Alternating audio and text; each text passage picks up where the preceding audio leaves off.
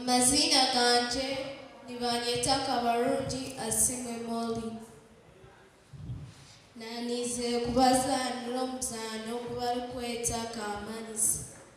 Kokechena kukarara bakanteka kitanda ati yanibwe narugayo. Karugayo ishomero lwakana nagumiza munarwara olwakataano banteka kitanda. Konka mtakafayo nija kubazaniraho obuceeka buke ngaruka kitanda. Konka munshabire niza kubajja.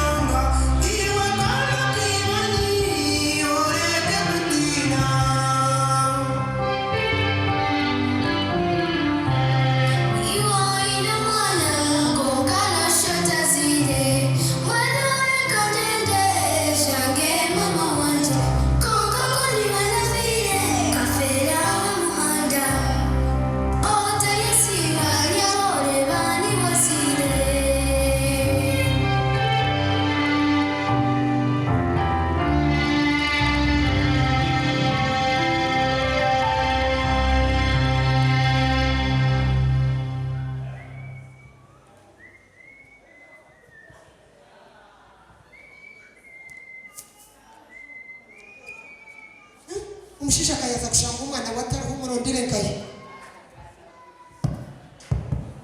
Kamaliza ubwo mwana kize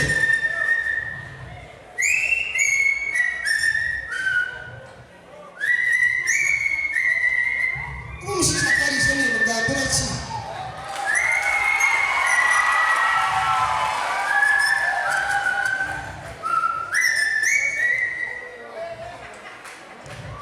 Namuhora. Kana muhora nakali. Ona Kamaliza moja mtiyandema.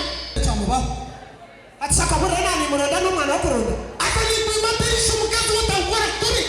No pareci. No pareci kanga mate sumagam. No ni materisha. Ishani mate. Ishani kimate.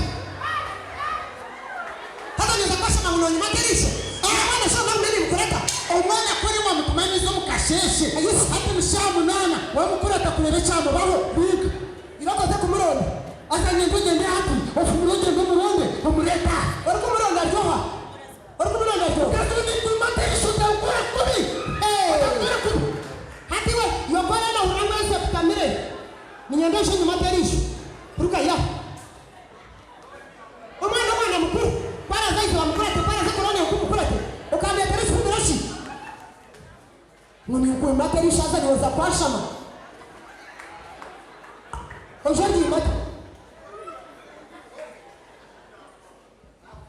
Kamaliza. Obiro subire kunui. Osubire kunuya nyoko ya. Ukakani kweli za kumatomo nterisho.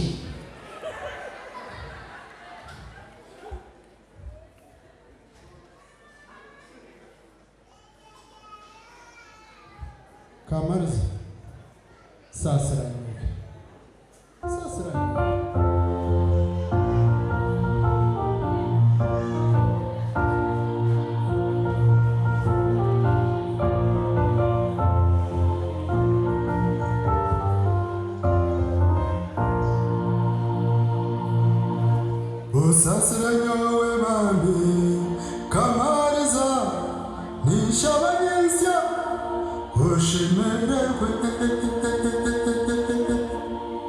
Tata nobiha Inkubiha Tata nobiha Inkubiha Tata nobiha Inkubiha Omukazi wawe w'Imana aza kunyita Kamariza mwana wanje osasire nyowe ebikuba byona osasire nyowe mwana